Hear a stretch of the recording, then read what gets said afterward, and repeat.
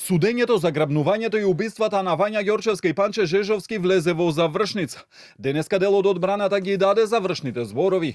Адвокатот на Велибор Манев побара од судот да го ослободи од обвиненијата за убиствата, а да го казни само за грабнувањата.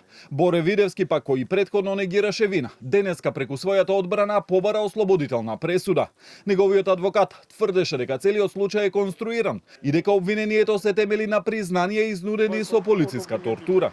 Конкретен доказ за вмешаност на обвинетиот Боре Видевски, конкретен друг материјален доказ во вид на ДНК трага или на нешто друго, ние на сето ова судење, на сите овие досега одржани расправи, ние не видовме. Ослободителна пресуда за двете убиства и едно од грабнувањата побара и одбраната на Владко Кешишев. Евентуална вина, како што посочи неговиот адвокат, може да сноси само за грабнувањето на Вања, но секој потек, како што рече, го направил под притисок на Љупчо Палевски. Побара од судот да има предвид и дека поради неговото кајање и совест биле пронајдени телата на убиените. Судот да има во предвид, претпоставуваме дека ќе има во предвид неговиот страф, неговата подчинетост и своевидното заложништво кое што го чувствувал од страна на прво обвинетиот Палевски, па поради тоа како што самиот наведе и действувал по наредби на обвинетиот Палевски.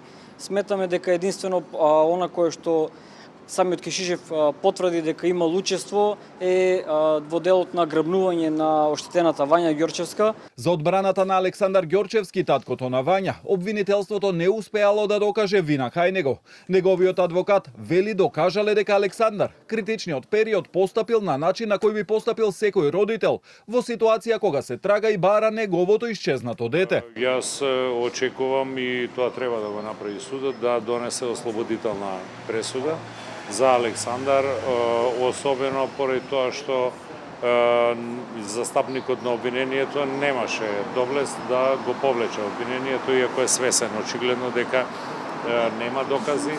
Уште едно рочиште за случајот е закажано за во петок, кога својот завршен збор ќе го даде одбраната на прво обвинетиот Љупчо Палевски Палчо. Потоа и сите обвинети ќе имаат можност самите да се изјаснат, пошто судијата Ивица Стефановски ќе треба да закаже рочиште за изрекување на пресуда.